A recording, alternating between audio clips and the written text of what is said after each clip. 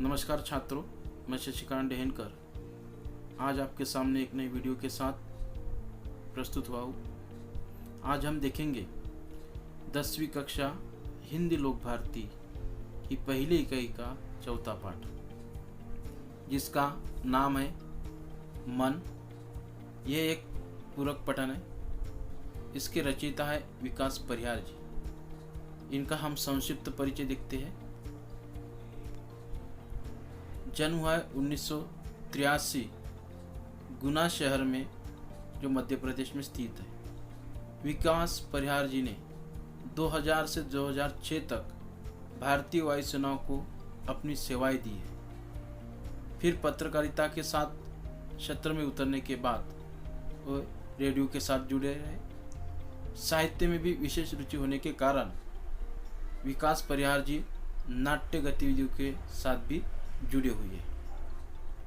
अब देखते हैं हम पद्य संबंधी। हाइकू यह जापान की लोकप्रिय काव्य विधा है। हाइकू विश्व की सबसे छोटी कविता कही जाती है। 5वें दशक से हिंदी साहित्य ने हाइकू को खुले मन से स्वीकार किया है। हाइकू कविता 5-7-5 यानी 17 वर्णों के ढांचे में लिखी जाती है। प्रस्तुत हाइकू में कवि ने अपने अनुभव और छोटी छोटी विभिन्न घटनाओं को अर्थवाहित सीमित शब्दों में प्रस्तुत किया है। तो छात्रों, देखते हैं मन। घना अंधेरा, चमकता प्रकाश और अधिक।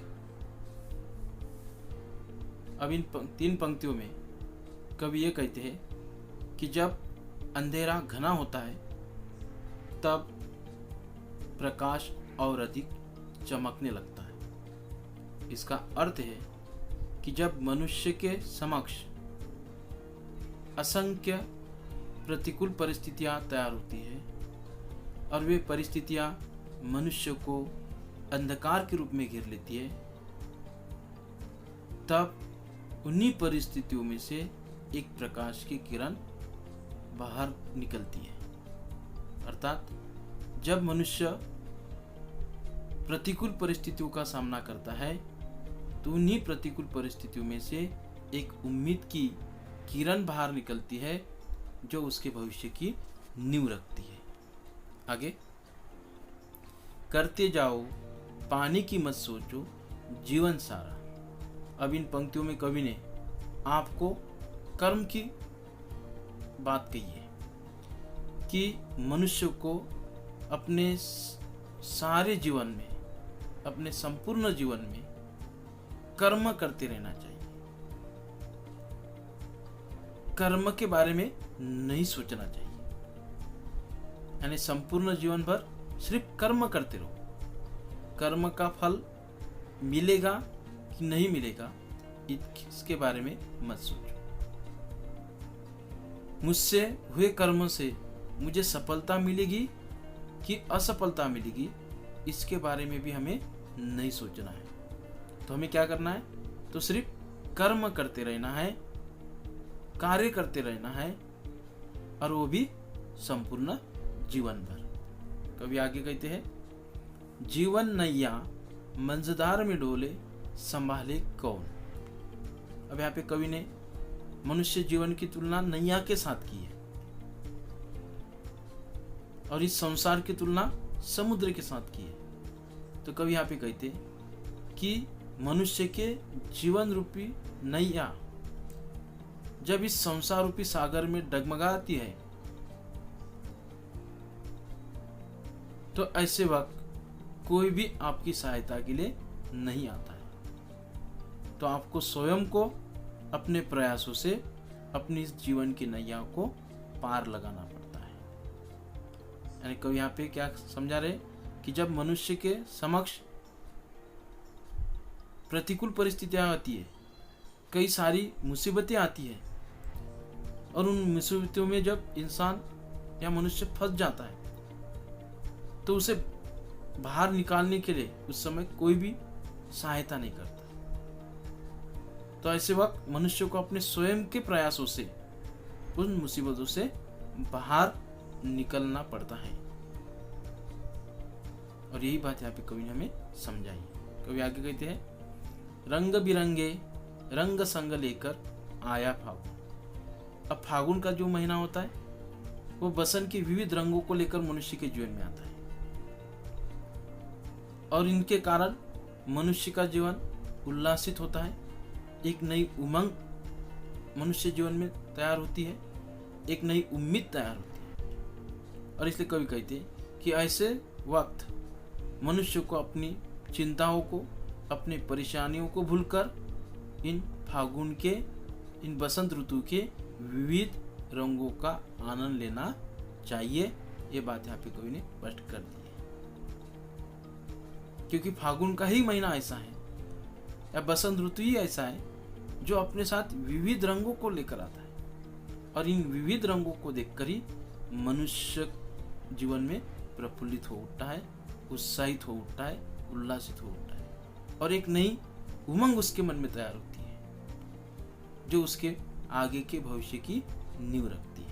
कवि आगे कहते हैं, कांटों के बीच खिलखिलाता फूल देता प्रेरणा। और यहाँ पे कवि ने हमें गुलाब के फूल का उदाहरण दिया है कि गुलाब का फूल कांटों के बीच खिलता है, कांटों के बीच खिलकर वहां पर रहकर वो हंसता है और मनुष्य को हमेशा प्रेरणा देता रहता है कि किसी भी विपरीत परिस्थितियों को, किसी भी प्रतिकूल परिस्थितियों को या किसी भी मुसीबतों को बिना घबराए सिर्फ काम करते रहो और जीवन में आगे बढ़ते रहो। यानी कवि ने हमें गुलाब के फूल के माध्यम से एक बात यहाँ पे स्पष्ट कर दी है कि किसी भी समस्याओं को बिना घबराए उसका डटकर सामना करो और जीवन में आगे बढ़ो। कवि आगे कहते हैं, भीतरी कुंठा आंखों के दौर से आई बाहर। कुंठा यानी घोर निराशा। अब कवि यहाँ पे स्पष्ट कर रहे हैं कि मनुष्य के मन को जो पीड़ा पहुंचती है या मनुष्य के मन में जो एक घोर निराशा होती है, वो घोर निराशा आंखों से आंसुओं के रूप में बाहर निकलती है। आंखों के दौर से वो बाहर निकलती है। यानी कवि यहाँ पे हमें समझा रहे कि जब भी हमारे आंखों से आंसू बहते हैं तो हमें ये समझना चाहिए कि हमारे मन की जो घोर निराशा है वो हमारे आंखें रूपी दौर से बाहर आ रही है। उस पर किसी प्रकार का दुख हमें प्रकट करना नहीं है। कवि आगे कहते हैं, खारे जल से धुल गई विषाद मन पावन। अब यहाँ पे कवि हमें विषाद की बात करे। विषाद यानी हमारी अभिलाषा पूरी न होने पर हमें जो दुख होता है उसे विषाद कहा जाता है। तो कवि यहाँ पे कहते हैं कि जब भी हमारे आंखों से अश्रु बहते हैं तो हमें ये मानना चाहिए कि आंसुओं के खारे जल के साथ हमारे मन के जो विषाद थे, हमारे मन में जो एक हमारी अभिलाषा पूरी न होने पर जो शोक हुआ था, दुख हुआ था, वो उन आंसुओं के खारे जल के साथ धुल गया है और हमारा मन पहले जैसा ही पवित्र हो चुका है। इस प्रकार का अनुभव कवि ने हम आपके सम्मुख शेयर किया। अब आगे कवि क्या कहते देखते हैं, मृत्यु को जीना जीवन विष पीना है जिजीविषा। जिजीविषा यानी जीवन के प्रति आसक्ति। अब कवि ने यहाँ पे कर दिया कि मृत्यु को जीकर जीवन में विष पीना ही मनुष्य की जिजीविषा है, जिजीविषा का प्रमाण है। यानी कवि यहाँ पे स्पष्ट करे कि प्रत्येक मनुष्य के जीवन में कई सारी परेशानियां होती है, कई सारी चिंताएं होती है, या ऐसे कुछ प्रसंग हमारे जीवन में घटते हैं जो हमें बिल्कुल ही पसंद नहीं होते। तो ये जो जीवन का संग्राम है, ये जो जीवन की लड़ाई है, उसमें डट कर खड़े रहना ही हमारे जीवन के प्रति जो आसक्ति होती है उसका वो प्रमाण है।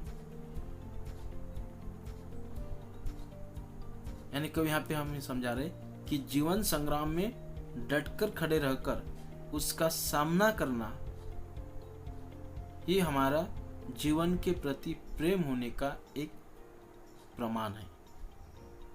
कभी आगे कहते हैं, मन की पीड़ा छाई बन बादल बरसी आके। कभी यहाँ पे कह रहे कि जब